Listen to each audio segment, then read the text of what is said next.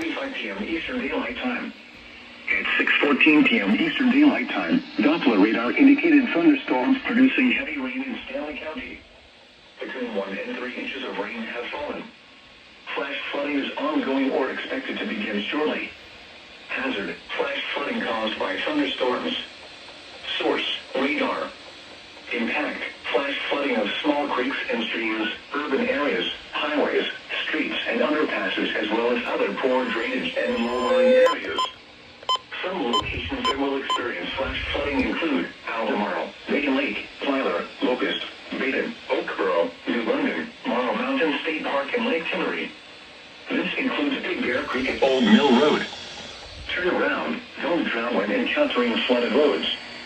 Most flood deaths occur in vehicles. Handily bring there are hundreds of low-water crossings which are potentially dangerous in heavy rain.